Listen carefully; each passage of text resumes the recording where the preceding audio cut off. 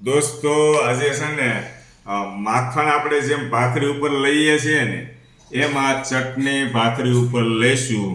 બરાબર છે દોસ્તો, આ ચટણી છે ને ઘણા ખરા મિત્રો પૂછશે કે હેતલ કુમાર આ ગ્રીન ચટણી એની રેસીપી આપો, કેવી રીતે બનાવી.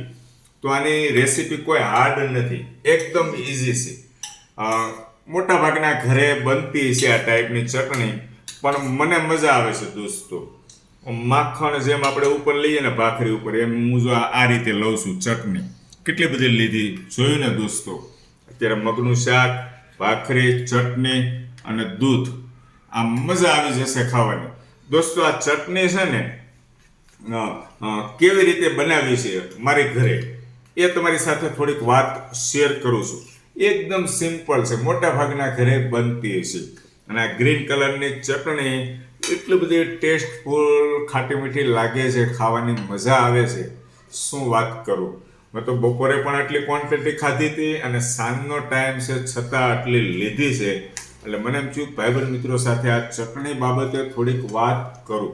આપણે જેઠાણીને પૂછીએ આ ચટણી બનાવવાની કઈ રીતે, આની અંદર એડ શું શું કરવાનું છે. આદુ, મરચી, લસણ, ધાણા અને ઈ પીસી નમક નાખી દેવાનું અને લીંબુ નાખવાનું છે અંદર અને પછી ઉપરથી વઘાર કરી નાખવાનો હિંગ નાખી. બરાબર છે. અને એક વસ્તુ તમે ભૂલી ગયા, ખાટી આંબલીનો કાતરો દોસ્તો. એકદમ ખાટી મીઠી કરવી હોય ને તો ખાટી આંબલી, લીંબુ ન નાખો તો ખાટી આંબલીનો કાતરો અંદર એડ કરવાનો અને ઈ જ એનો ટેસ્ટ આવે, લાજવાબ, મજા જ આવે. અને આપણે પડતર અથાણા ખાઈ ખાઈને થાકી ગયા છીએ, 12 મહિનાના આપણે બનાવી નાખીએ છીએ, બરાબર છે. એ બધા થાકી ગયા એટલે આ રીતની થોડીક ચટણી જો અવડું બાઉલ બનાવી લ્યો ને, આજ ને કાલ ચાલે, ફ્રેશે ફ્રેશ, તાજે તાજી બનાવતી જવાનું, ખાતું જવાનું. આ રીતે ટ્રાય કરજો દોસ્તો. ફરીથી રિપીટ કરી નાખીએ છીએ કે આની અંદર રેસીપીમાં શું શું હોય, ફરીથી એકવાર કહી દો. ચાલો.